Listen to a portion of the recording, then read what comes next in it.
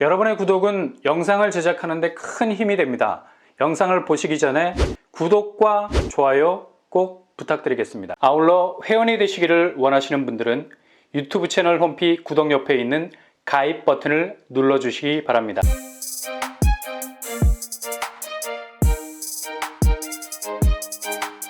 안녕하세요. 반반한 목덕바입니다. 10년, 말만 들어도 무게감이 느껴지는 시간이죠. 농축된 시간이 상당하다고 할 수 있겠습니다. 그런데 이번 주에 이렇게 첩첩산중 세월의 무게를 고스란히 안고 있는, 그것도 온갖 데이터들이 이 시간 안에 집약이 되어 있는 모든 수치를 단 한 번의 결정으로 와르르 무너지게 되는 사건이 일어나게 됩니다. 이건 아주 중요한 대전환점이라 볼 수 있죠. 그만큼 그동안의 궤적, 그러니까 전혀 흔들림 없는 동선으로만 진행되어 왔던 안전판이 어느 정도 확보가 되어 있는 영역인데, 이게 작년 2022년도 들어서면서 그냥 지각판이 각자 도생의 길을 찾아서 서로 간에 엄청난 균열을 만들어냈죠. 바로 한국은행 기준금리를 말하는 겁니다. 이번 주가 아마도 2023년도 부동산 전체의 방향을 결정지을 수 있는 가장 중요한 의사봉을 두드려야 할 순간이 점차 다가오고 있습니다. 바로 1월 13일 금요일이죠. 금융통화위원회가 열리게 됩니다. 여기서 다뤄지는 여러 가지 의제는 뒤로 하고 어차피 머리가 지끈지끈. 금리라는 말만 나오면 그냥 바로 알레르기 현상이 일어나죠. 그 정도로 2022년 한 해 한국은행 금리는 숨가쁘게 달려왔습니다. 그렇게 달리면 주변이 어느 정도 정리가 돼야 되는데 이건 더 심란해졌던 건 사실이고요. 시중은행 주담대 금리도 너무나 올라버렸기 때문에 이번 한국은행이 금융통화위원회를 통해서 기준금리를 어느 선에서 결정을 하고 의사봉을 내려치느냐에 따라서 2023년 상반기 부동산 환경의 색깔이 달라질 수 있겠습니다. 이번 주 1월 13일에 또 한 차례의 금리 인상이 결정이 되면 이건 10년 4개월 만에 최고치에 이르는 금리 수준에 도달하게 되는 거죠. 지금 한국은행 금리 키높이가 3.25%, 지난달 12월은 굶었습니다. 그냥저냥 보릿고개를 간신히 넘어왔는데 이번 주 2023년 올해 첫 번째 금리 인상 여부를 결정해야 하는 아주 중요한 순간에 와 있죠. 이 결정이 올해 부동산 환경의 분수령이 될 건 일산 부동산 완화 대책이 갑자기 나오면서 약간의 시장 반등 기미가 보일 수도 있다는 기사들이 쏟아지고 있습니다. 특히 서울 매물은 개눈 감추듯이 집주인들이 내놓은 집을 걷어들이는 움직임도 보이고요. 이런 상황에서 한국은행 기준금리가 예전처럼 금리의 엑셀을 밟을 것이냐, 아니면 그냥 작년 마지막 금리 그대로 보합세로 묻어두는 파킹 모드에 둘 것이냐, 아주 중요한 기로에 서 있다고 할 수 있겠죠. 한국은행 총재는 일단 물가 목표치인 2%대를 웃도는 물가 상승률을 계속해서 언급하고 있는 상황입니다. 일단 여전히 물가 상승률은 5% 선에 걸려 있기 때문에 금리를 신경 쓰지 않을 수가 없죠. 계속해서 오르는 물가를 잡기 위해서는 일단 단기적인 처방전, 바로 기준금리를 조제하는 거죠. 잘 빻아서 변동된 금리 약봉지에 넣고 현재 경기지표에 투약을 해봐야 된다는 얘기입니다.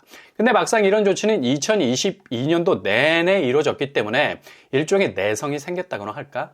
금리라는 처방을 받은 경기지표가 어느 정도 약발을 받아야 하는데 전혀 요지부동, 한국은행의 총재 말대로 여전히 정상기준치 2% 물가를 상회하는 고열 증상을 보이고 있으니 이걸 이번 1월 13일에도 기준금리 인상이라는 처방전을 써야 하나, 아니면 약만 먹고 처져 있는 침체 국면의 경기를 위한 나름의 부양책을 안배해서 금리를 보합세로 묻어둬야 하나, 굉장한 고민이 있을 수밖에 없죠. 더군다나 일산 부동산 규제 완화 카드가 나왔으니 이 정책의 파급 효과를 고려하자면 바로 금리를 올리게 되면 찬물을 끼얹을 수 있는 역효과가 날 수도 있는 국면이고요. 그러나 어차피 1월 13일의 기준금리 여부는 미국의 기준금리 인상 움직임과 직결이 돼 있기 때문에 이거 이번 주에 금리를 0.25% 정도 올리지 않으면 미국이 1월에 다시 금리를 조정할 것이 분명하기 때문에 이번에 잠시 금리 인상을 보류를 하게 되면 금리 차가 지금도 1.25%가 나는 상황에서 미국이 5%까지 금리를 올리게 된다면 1.75%까지 벌어지게 된다는 거죠. 한국은행이 금리 역전폭으로 잡고 있는 마지노선이 1.5% 정도 됩니다. 그러니 이번 달 금리를 보합세로 가게 되면 마지노선을 훌쩍 넘어가게 될 수 있어서 자칫 원화가 상대적으로 경쟁률이 훅 떨어지게 되죠. 당연히 금융 부분에서의 리스크 고려하지 않을 수 없는 겁니다.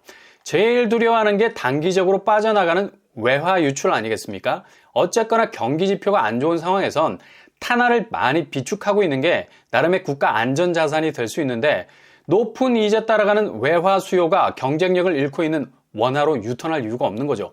그래서 1월 13일은 아무래도 소폭으로 0.25% 정도 올리게 될 가능성 높게 보이고요. 이렇게 되면 기존 3.25%에서 3.5%로 올라서게 되는 금리, 이 지표는 10년 4개월 만에 최고로 높은 수준입니다. 그냥 하루 만에 그동안 10년간의 기록을 갈아치우는 거죠. 그래서 되도록 금리 부합은 고려 안 하려 할 겁니다. 이후 감당해야 할 금리 격차라는 누적분이 당장 다음 달에 카운트펀치로 날아올 가능성 높기 때문이죠. 이렇게 되면 일산 부동산 규제 완화 약발도 한국은행 금리 인상으로 주춤해질 수 있고요. 1월 일시적으로 매물을 거둬들인 집주인들 다시 그 매물을 토해낼 가능성 높고요. 여전히 집값은 대세 하락 국면에서 약간의 분기점을 만들려다가 바로 다시 2022년으로 리턴할 가능성 높습니다. 이렇게 온 세상 금리 파도가 출렁이면서 분양시장은 방향을 잃고 미분양, 미계약이 갈수록 늘고 있죠. 이 와중에도 사업 주체 측은 수익이라는 동아줄 놓는 걸 포기를 못해.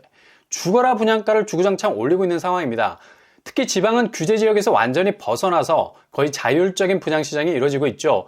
이게 선순환되면서 아주 좋은 청약 양상으로 가면 좋은데 그냥 무지막지 여전히 이상한 나라의 앨리스 같은 분양가로 수요층을 경로하게 만드는 곳들도 나오고 있죠. 그러나 이번에 분양이란 이렇게 하는 거다. 부동산 시장 자체의 셀프 프로세스에 의해서 움직여진 좋은 사례가 생겼어요. 바로 950세대 모집에 무려 2만 7천 명이 모인 청약입니다.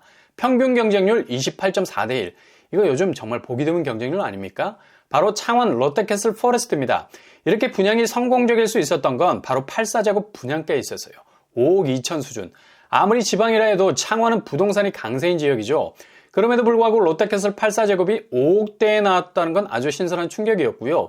특히 해당 지역에서 90% 이상 청약 통장을 던졌기 때문에 그만큼 분양가가 합리적이었다는 판단을 받은 거고요. 주변 시세는 포레나 대원 84제곱이 5억 6천 정도. 분양가가 이렇게 주변 시세보다 저렴해야지 청약을 하든 말든 하죠. 롯데건설이 유동성 위기에서 벗어나고 야심차게 창원에서 성공적인 분양 성적으로 뭔가 기준을 만든다는 느낌도 들고요. 서울 수도권 분양도 이렇게 가야 한다는 거죠. 시장이 주도하는 분양가라는 건 이렇게 지금 부동산 시장이 악화일로를 걷는 상황에서 뭔가 신선한 충격을 주는 것. 그 신선한 충격이 뭐 별거겠습니까? 분양 단가를 훅 내려달라는 게 아니죠. 약간의 차별성만 만들어내도 이렇게 시원하게 보일 정도가 되잖아요. 분상제 폐지로 청약시장이 무한 수익 창출에만 골몰하는 게 아니라 자율적으로 합리적인 분양가 조율을 통해서 좀 신명나는 분양 분위기를 실수요자들을 위해서 만들어내서 이 어려운 때 완판과 흥행의 신화를 써내려가는 2023년 분양시장이 됐으면 좋겠습니다.